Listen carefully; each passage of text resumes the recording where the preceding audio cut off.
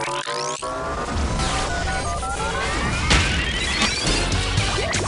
Rep Radio. Hi, everybody. This is Dan Walker, and this is Sales Rep Radio, a presentation of timeless sales tips and best practices from some of the world's best professional sales consultants. The money-making news you need starts right here. Let's get rolling. Hot tips, Sales Rep Radio.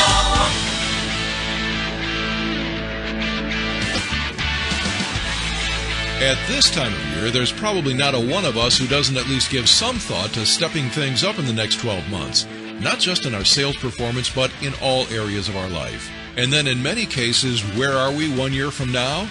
Well, you already know the answer.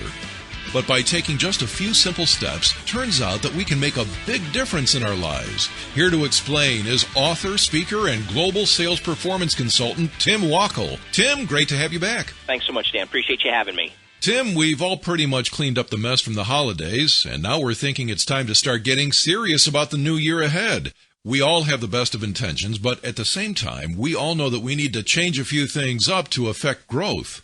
Yeah, you know, it's that magical time of the year, Dan, New Year's resolutions, but you know as well as I do that resolutions typically flare out by Valentine's Day, and I think it's really important at the beginning of the year to really kind of sit back and reflect, and instead of coming up with resolutions, really trying to look forward. I think the exercise is called doing a painted picture, and in really trying to answer the question, what in the world do you want your life to look like 1 year from today, and really focusing on the outcome first before you start putting together resolutions and goals.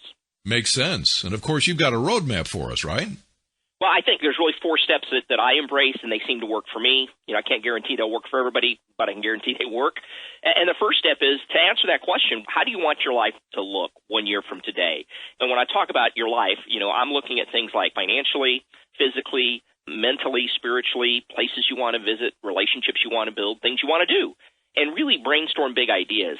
Oftentimes, we don't put stuff down, and if you don't put stuff down, it doesn't happen. I mean, nobody drifts into greatness. If you're going to be great, you got to kind of set course and figure out, hey, exactly what do I want my life to look like 1 year from today? That's the first step. You emphasize putting it down, get your goals in writing, and you hear that a lot, frankly, but do you really think that's important, Tim? I think it is. You know, I mean, you have to write it down. You have to articulate exactly what you want. You know, it's the classic, hey, I want to lose weight. Well, that ain't going to work. How much weight do you want to lose and by when? So it's really being crystal clear on what do you want your life to look like. Mark Twain said he could teach anyone how to get what they want. He just couldn't find anyone who truly knew what they wanted. And so I think sitting down and writing these things out, and I even talk about, you know, I sit down and do it with my wife as well. So as a family unit, we kind of know, hey, these are the things we're going to want to do. Because at the end of the year, there's always like, gosh, I really wish we would have, could have, should have. And I want to try to minimize those as best possible. Put it in writing. Got it. Okay, Tim, what comes next? Second step is, and this is where I think most people fall short, is you got to really get clear on why is it important. In other words, you've got to list all the specific benefits of achieving those goals. What happens to you and your world if you accomplish the goal? If there's not a strong enough why behind the what's not going to happen.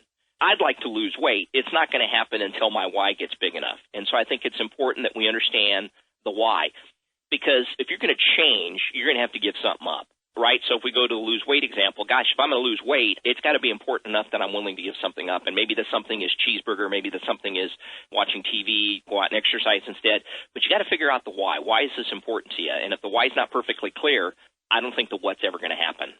Be serious about the why behind the what. Can't just let it hang out there in the clouds, so to speak. Exactly. And, you know, those reasons can be different for different people.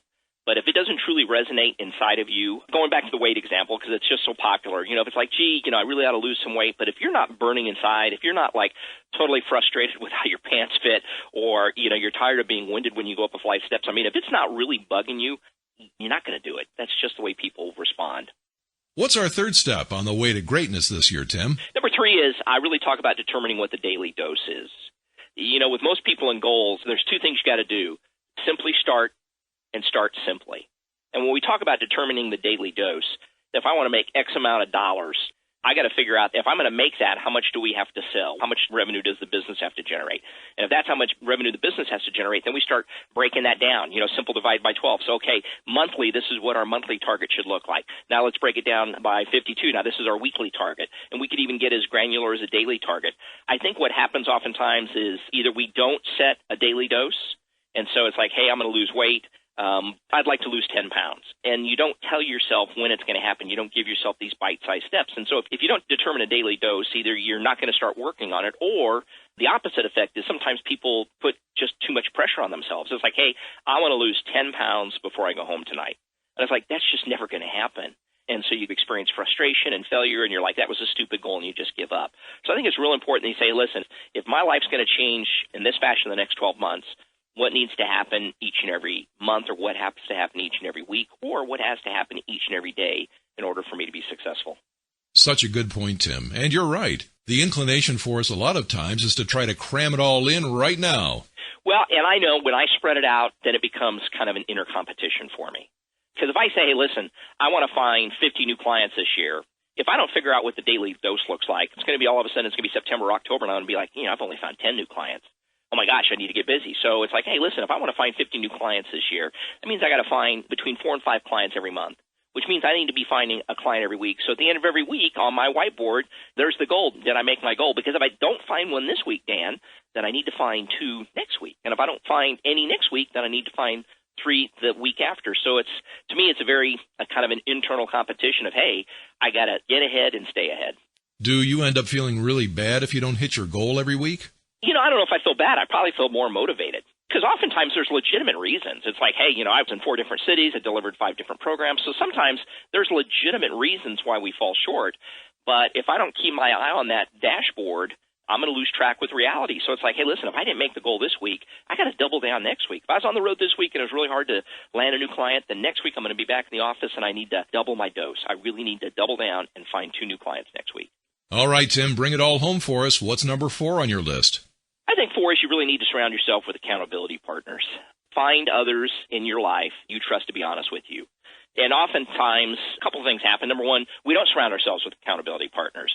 People will write down their New Year's resolutions or their goals, and by the time we get to Mother's Day, they can't even find that piece of paper.